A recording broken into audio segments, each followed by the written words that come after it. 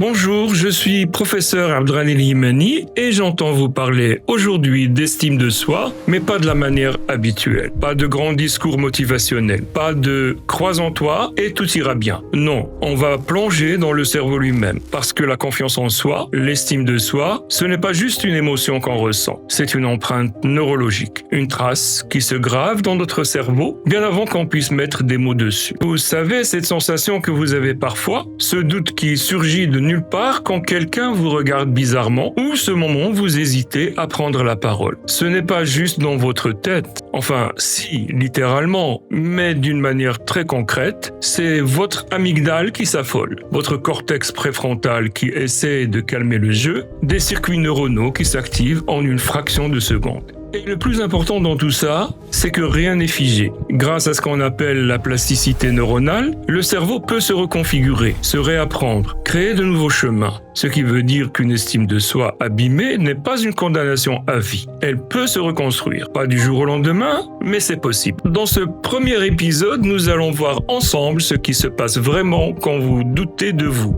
On va comprendre les 3 piliers de l'estime de soi. La compétence, la valeur et cette cohérence intérieure dont personne ne parle assez. Et on va voir comment tout ça fonctionne biologiquement. Alors installez-vous, prenez votre temps. Cet épisode pourrait bien changer votre façon de vous voir. Allez, c'est parti. Avant d'aller plus loin, posons une question simple. Et si ce que nous appelons estime de soi n'était pas ce que nous croyons depuis toujours ? Et si l'estime de soi n'était pas une simple émotion, mais une empreinte, une trace gravée dans le cerveau avant même qu'on puisse la nommer? Il y a des mots qu'on prononce souvent sans mesurer leur poids. L'estime de soi en fait partie. On la convoque pour expliquer nos hésitations, nos élans, nos blessures. On la croit psychologique, presque morale. Mais elle parle avant les mots, dans un langage plus ancien, celui du cerveau lui-même. Ce n'est pas une idée ni une posture à adopter. C'est un mouvement intérieur, presque biologique, qui façonne la manière dont nous habitons le monde. Avoir de l'estime pour soi, ce n'est pas seulement s'aimer.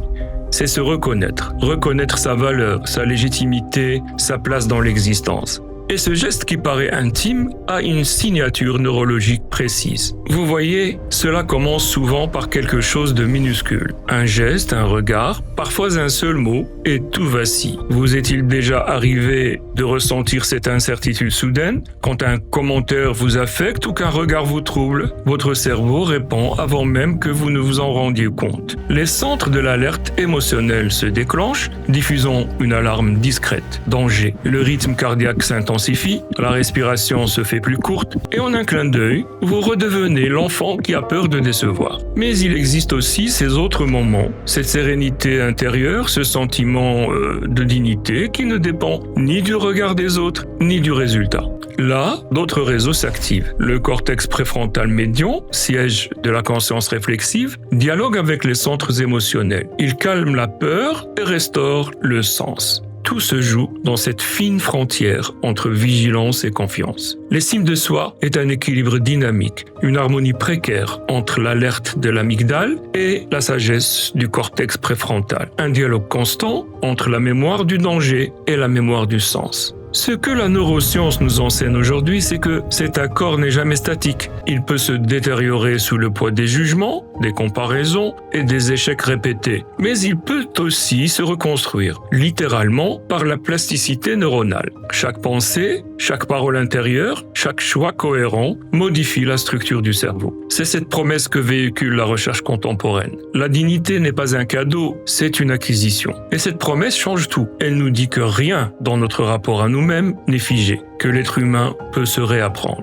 Dans cet épisode, nous allons analyser cette mécanique invisible. Nous définirons précisément l'estime de soi, pas cette assurance illusoire qui s'écroule au premier obstacle, mais ce fondement imperceptible sur lequel se construit toute perception de soi. Nous examinerons ensuite comment cela se traduit dans le cerveau. Les voies de la peur, celles du plaisir, de l'apprentissage, de l'harmonie morale. Et finalement, nous verrons comment ces processus peuvent être modifiés, formés et rééduqués pour établir une estime de soi solide, claire et profonde. Car tout ce qui définit l'humanité, les émotions, la pensée, le sens moral, se déroule à l'intérieur de cette structure interne. L'estime personnelle ne constitue pas un luxe psychologique. Elle est la condition essentielle de la liberté intérieure. Alors, qu'est-ce que l'estime de soi vraiment ? Avant de plonger dans la biologie, posons les bases. Que nomme-t-on vraiment estime de soi ? Ce n'est pas qu'un mot de psychologie, c'est la structure invisible sur laquelle repose notre manière d'exister. On confond souvent l'estime de soi avec la confiance en soi. Elles se ressemblent mais ne plongent pas à la même profondeur. La confiance se mesure dans l'action, elle dépend du contexte, du résultat, du regard des autres. On la gagne, on la perd. Elle va et vient au rythme des succès et des revers. Mais au-delà de cette confiance visible, il existe un niveau plus profond, celui de l'identité. L'estime de soi, elle, touche quelque chose de plus profond. Elle ne se demande pas « vais-je réussir ?» mais se dit « ai-je seulement le droit d'essayer ?» Ce n'est plus une question de performance, c'est une question de légitimité, d'existence. C'est cette petite voix intérieure, souvent si enfuie qu'on ne l'entend même plus, qui colore tout notre rapport au monde, qui décide si on ose ou si on se cache, si on avance ou si on se tait. Vous avez peut-être croisé ces personnes qui traversent les tempêtes avec une sorte de sérénité tranquille. Pas qu'elles soient invulnérables, elles souffrent comme tout le monde, mais elles ne se confondent pas avec leur douleur. Elles restent ancrées dans quelque chose de plus grand que leurs échecs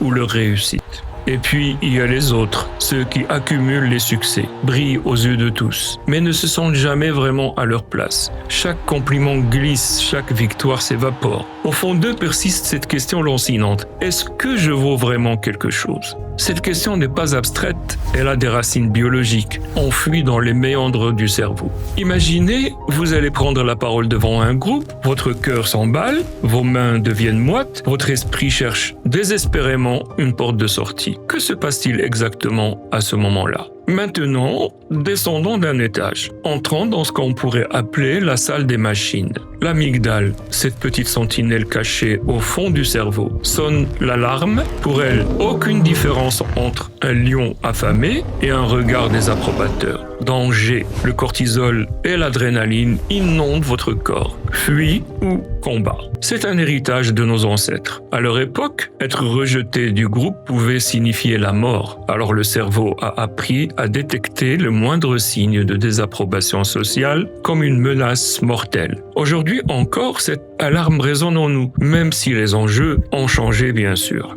Mais voici ce qui change tout. Cette réaction n'est pas une fatalité. Chez quelqu'un qui a une estime de soi solide, une autre région entre en jeu, le cortex préfrontal. C'est la voix de la raison qui murmure à l'amygdale paniquée « Calme-toi, ce n'est pas une question de vie ou de mort. Tu peux gérer. » La peur ne disparaît pas, mais elle perd de son emprise. Elle devient supportable. Joseph Ledoux, neuroscientifique, a passé sa carrière à étudier ce dialogue entre la peur et la raison. Ce qu'il a découvert, c'est que chez les personnes à faible estime de soi, ce dialogue est rompu. L'amygdale hurle, le cortex préfrontal peine à se faire entendre. Résultat, chaque interaction sociale devient une épreuve. Et pourtant, il existe une autre manière de vivre ce même moment. À l'inverse, chez ceux qui ont développé une estime solide, le cortex préfrontal joue son rôle d'apaisement. La peur existe, mais elle ne gouverne plus. On la ressent sans s'y identifier. Et il n'y a pas que la peur, il y a aussi le plaisir, la satisfaction, le sens.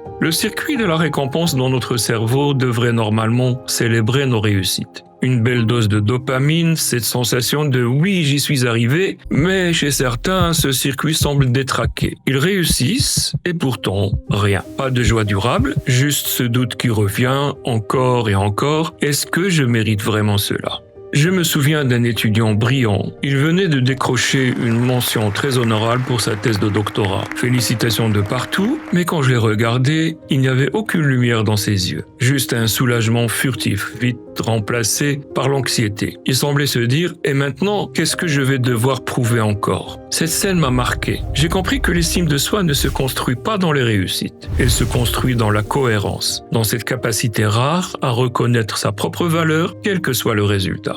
rien n'est écrit dans le marbre. Tout cela pourrait sembler fataliste jusqu'à ce point précis. Voici la bonne nouvelle. Le cerveau n'est pas une machine figée. Il se transforme tous les jours au gré de nos expériences, de nos pensées, de nos choix. C'est ce qu'on appelle la plasticité neuronale. Pendant longtemps, on a cru le contraire, que les circuits neuronaux formés dans l'enfance étaient gravés dans le marbre. Mais les dernières décennies de recherche ont tout chamboulé. Le cerveau est vivant, malléable. Il peut créer de nouvelles connexions et en affaiblir d'autres. Ce que ça signifie qu'une estime de soi abîmée n'est pas une sentence à perpétuité. Elle peut se reconstruire, pas du jour au lendemain, pas par magie, mais par un travail patient, répété, conscient.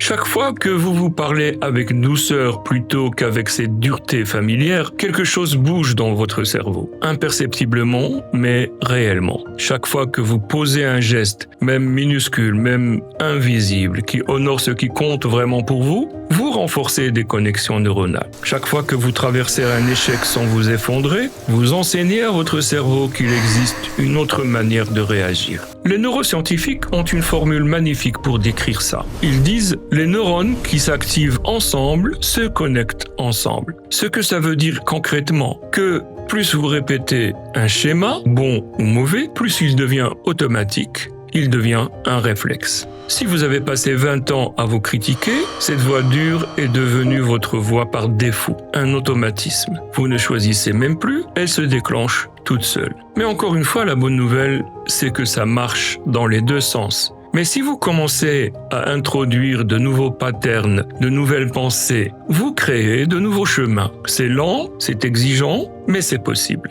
J'ai moi-même vécu cette reconstruction. Après des années passées dans le système académique français, puis mon retour au Maroc, j'ai dû faire face à ce que j'appellerais un exil intérieur. Malgré mes diplômes, malgré ma légitimité institutionnelle, il y avait en moi ce doute persistant. Est-ce que je suis vraiment à ma place ici ? Cette question m'a hanté pendant longtemps. Ce n'est que progressivement, en ancrant mon travail dans des valeurs qui me sont propres, la transmission, la rigueur, la sensibilité littéraire, le partage, que j'ai pu reconstruire une estime plus stable. Non pas en accumulant les preuves de ma valeur, mais en cessant de chercher ces preuves. La plasticité neuronale nous offre cette promesse. Nous pouvons réécrire notre histoire intérieure. Pas en effaçant le passé, mais en créant de nouveaux chemins neuronaux qui nous permettent de l'habiter autrement. Maintenant que nous comprenons le terrain, regardons la structure. Car oui, l'estime de soi a une architecture. L'estime de soi ne se réduit pas à un seul sentiment.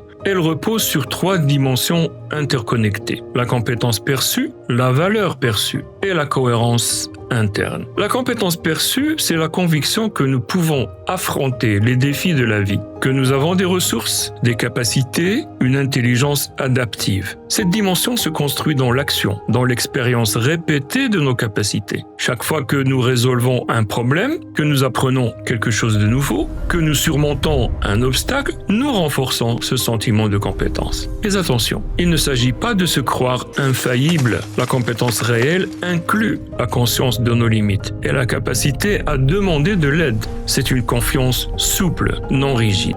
La valeur perçue, elle, concerne le sentiment de mériter le bonheur, le respect, l'amour. C'est la conviction profonde que notre existence a une légitimité, indépendamment de nos performances. Cette dimension est plus difficile à construire car elle ne dépend pas de ce que nous faisons, mais de ce que nous sommes. Beaucoup de gens ont une compétence élevée, mais une valeur perçue faible. Ils excellent dans leur domaine, mais ne se sentent jamais dignes de leur succès. C'est le syndrome de l'imposteur dans toute sa cruauté, dont nous parlerons dans un autre épisode. Et puis, il y a la cohérence intérieure, cette sensation rare d'être aligné entre ce qu'on croit et ce qu'on fait. Quand on agit contre nos valeurs profondes, quelque chose se fissure en nous. Les psychologues appellent cela la dissonance cognitive. Mais ce qui compte, c'est ce qu'on ressent. Un malaise sourd, une tension qui ne dit pas son nom. Et cette fissure, à force, érode l'estime de soi. À l'inverse, quand on pose un geste, même petit, même invisible, qui honore ce qui compte vraiment pour nous, quelque chose se répare.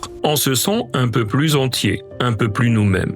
Les stoïciens l'avaient compris il y a 2000 ans. Pour eux, la dignité ne venait pas des honneurs ou de la gloire, elle naissait de la cohérence. Marc Aurèle, dans ses pensées, écrivait quelque chose de simple et de puissant. La dignité consiste à agir en accord avec sa nature d'être raisonnable et social. C'est cette cohérence-là qui crée la paix intérieure. Pas la perfection, pas l'approbation des autres, juste cette sensation d'être en accord avec soi-même, d'être fidèle à ce qu'on est vraiment. Et ça, personne ne peut nous l'enlever. Ces trois dimensions s'entrelacent. Une personne peut être compétente mais manquer de cohérence. Elle peut avoir de la valeur mais douter de sa compétence. L'estime de soi solide, c'est l'équilibre dynamique entre ces trois forces. Et cet équilibre, encore une fois, n'est pas donné. Il se cultive par la pratique, par la réflexion, par des choix répétés. C'est un art de vivre, au sens le plus noble du terme. Alors, que faire de tout ça? Comment vivre avec ce que nous venons de découvrir? Nous avons vu que l'estime de soi